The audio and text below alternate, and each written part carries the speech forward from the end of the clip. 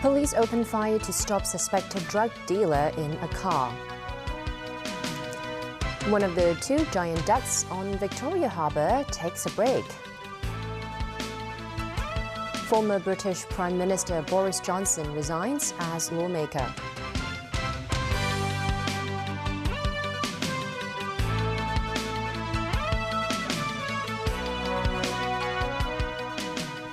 Good evening and welcome to TVB News. Two police officers opened fire while intercepting a suspicious vehicle on Princess Margaret Road today. No injuries have been reported. The police arrested the 25-year-old driver and seized 80 bags of suspected cocaine found in the vehicle. This as authorities stressed that the officers' use of their weapons was appropriate as a form of self-defense. Timothy Lee has our top story. Crashed into a fence railing on Princess Margaret Road, the suspect's vehicle sustained severe damages. More police officers arrived as backup. The side of a pursuing police car was also damaged.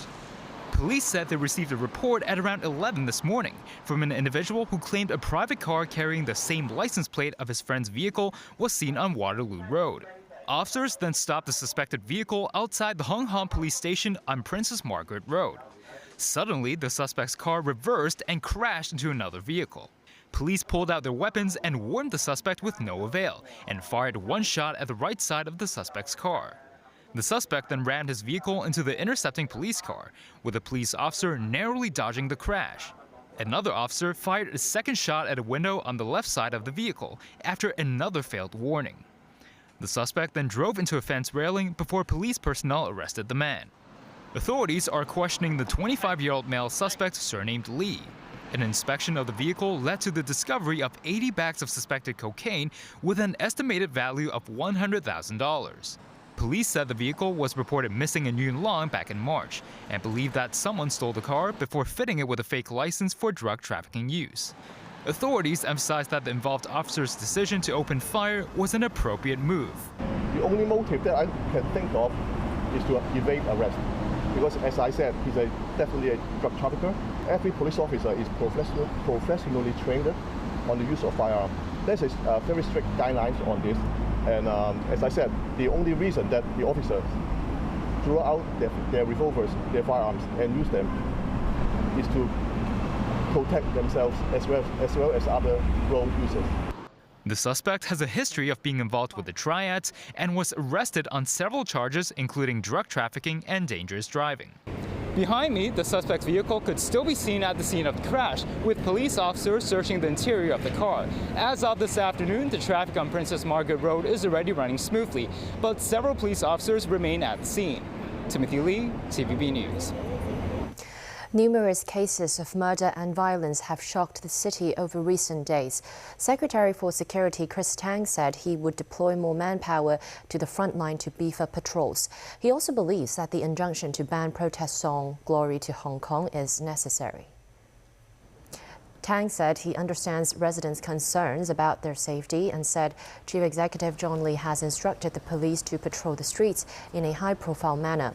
He also called for a ban on "Glory to Hong Kong," which a court said contains slogans that may constitute sedition. As for the decision to detain some 20 people on the 34th anniversary of the Tiananmen Square incident, Tang reiterated that it was to ensure public safety. A series of recent violent attacks appear to involve attackers suffering from mental illness. A government mental health panel member and a community group urged authorities to improve Hong Kong's mental support services, saying tighter collaboration should be forged between the public and private psychiatric sectors. Mimosa Ngai reports. In the past couple of weeks, several attacks resulting in deaths or injuries involved suspects who might have been suffering from mental illness. The situation has generated concern within the community. On Friday, the government's Advisory Committee on Mental Health proposed 10 measures to enhance the city's mental health services, including increasing manpower to optimize the ratio of case managers to serious mental illness patients. A committee member, Patrick Ip, believes the progress is encouraging. However, closer collaboration is needed between the private and public sectors.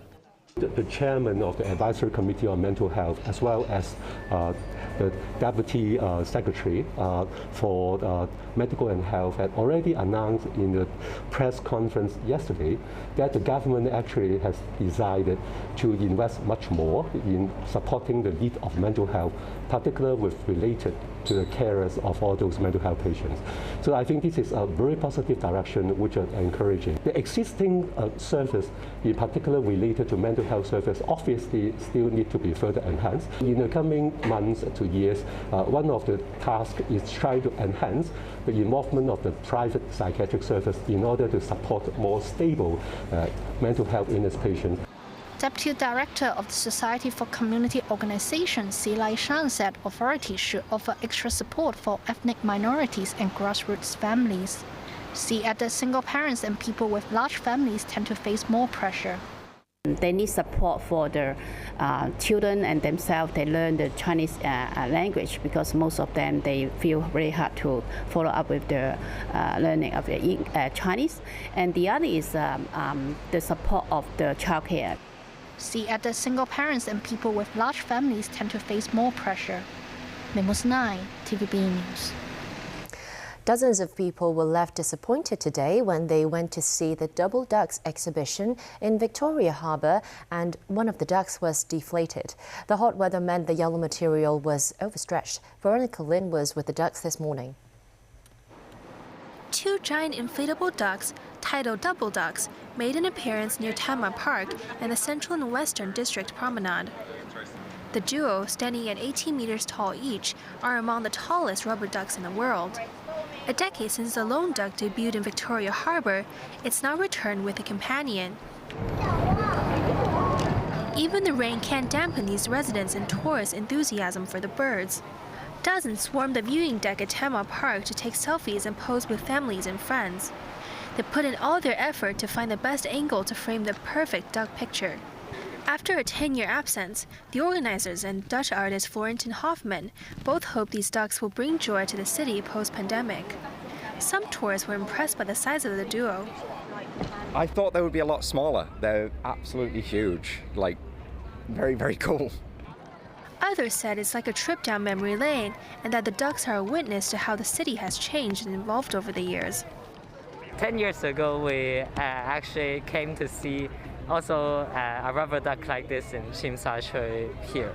And this time, 10 years later, we would like to recall our memories like 10 years ago when we are so happy taking photos with this rubber duck. Hong Kong actually changed a lot in the past 10 years. Well, today we have a lot of more advanced technologies like maybe robots and artificial intelligence. Suddenly, one of the ducks deflated. It happened at around 2 p.m. with crowds watching. This caused disappointment among those who had hoped to catch a glimpse of the pair. While making a routine check, organizers found it was overstretched due to the hot weather, so they made the decision to deflate the duck. Double duck, double fun. Organizers said they would display a 3D animation of the pair at the Tsim Sha Tsui Ferry Pier. An augmented reality experience will also be introduced on June 14th. Veronica Lin, TVB News. Secretary for Environment and Ecology Zhe Jinwan said authorities will take immediate action to ban aquatic products along Fukushima's coast once Japan discharges treated and diluted nuclear wastewater into the sea. The operator of Fukushima Daiichi nuclear power plant, Tokyo Electric Power Company, decided to dump nuclear wastewater from the site into the ocean. Zhe said such a decision is immoral. He said strict control measures on Japanese aquatic products are necessary, with the government obligated to protect public food safety. Former UK Prime Minister Boris Johnson shocked Britain by resigning as a Member of Parliament. Tracy Fannis has more. Boris Johnson down. Londoners were surprised to hear former Prime Minister Boris Johnson was stepping down as a Member of Parliament over an investigation into his conduct during the COVID lockdown. I think it's quite surprising that he has. I wasn't expecting it, but with everything that's happened over the past 2 to 3 years, I think it's kind of the push comes to shove. He's gone. He had no choice to leave. I'd got to say probably that it's for the best.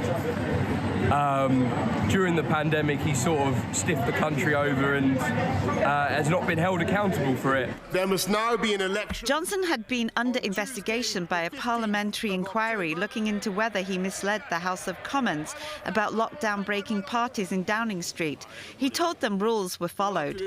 After Johnson received a confidential letter from the committee investigating him, he accused some lawmakers of acting like a kangaroo court and being determined to end his political career. He's been forced out, actually, by a Conservative majority committee, and he knows he won't win the vote in Parliament, which, of course, is dominated by the Conservative Party. Let's be clear on that. Look, he's a man who needs a platform. He thrives on the oxygen of publicity. So what on earth he'll do next, I do not know. In a lengthy resignation statement, Johnson hinted that his rollercoaster political career might not yet be over. It is very sad to be leaving Parliament, at least for now, he said. Johnson became British Prime Minister 4 years ago, delivering Brexit after a 2016 referendum. But his administration's combative and often chaotic approach to governing and the scandals exhausted the goodwill of many lawmakers. He resigned as Prime Minister in July 2022.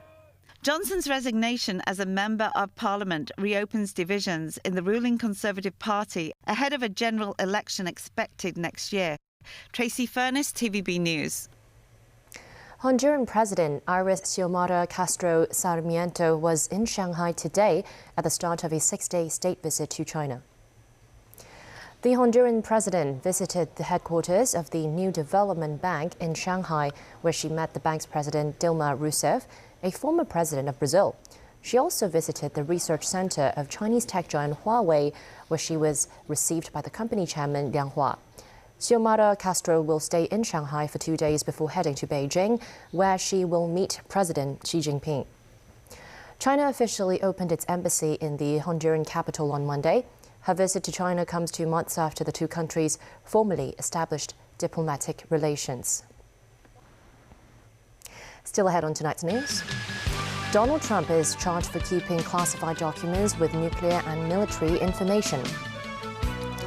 Canadian Prime Minister Justin Trudeau visits Ukraine in a show of support.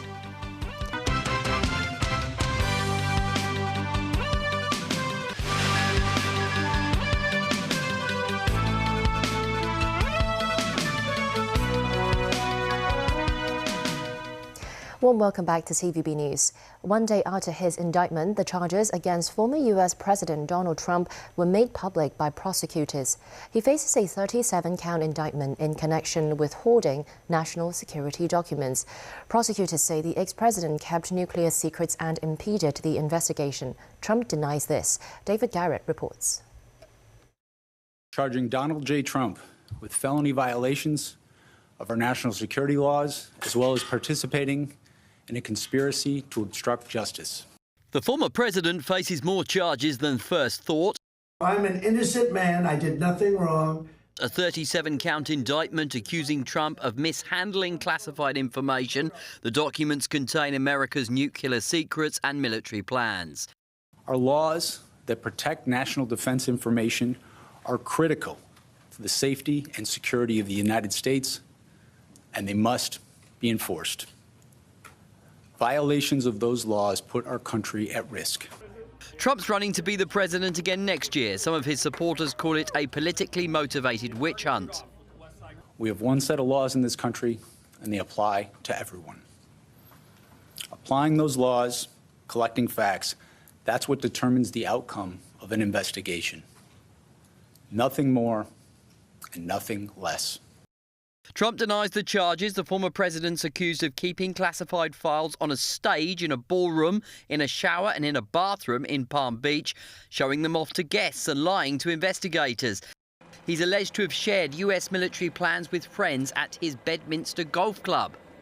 Now in this indictment is that there were affirmative steps taken by Donald Trump to prevent the government from retrieving the classified documents and effectively thwarting their efforts to get them back.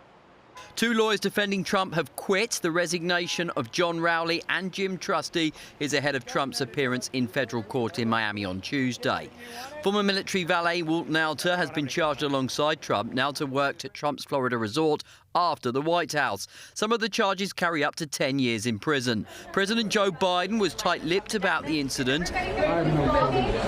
Trump's Vice President Mike Pence was not giving much away either. Pence is also running for the White House in 2024. Look, everyone is innocent until proven guilty in America. I think the former president has a right to make his defense, and we'll respect that right. Trump is due to appear publicly for the first time since charges were brought later Saturday. He'll speak at a rally in Georgia. David Garrett, TVB News. Canadian Prime Minister Justin Trudeau is in Ukraine to lend his support in the war against Russia. The unannounced trip comes as the country prepares to step up its counter-offensive against Russia. Trudeau started his visit by attending a wreath-laying at the Wall of Remembrance in the capital. President Volodymyr Zelensky has briefed the leaders of Japan and the Netherlands and will meet face-to-face with Trudeau.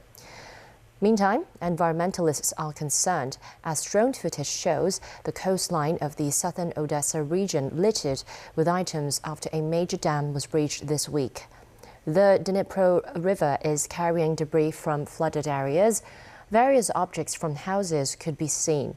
Each side in the conflict is blaming the other for attacking the dam. That's the news. Thanks for watching.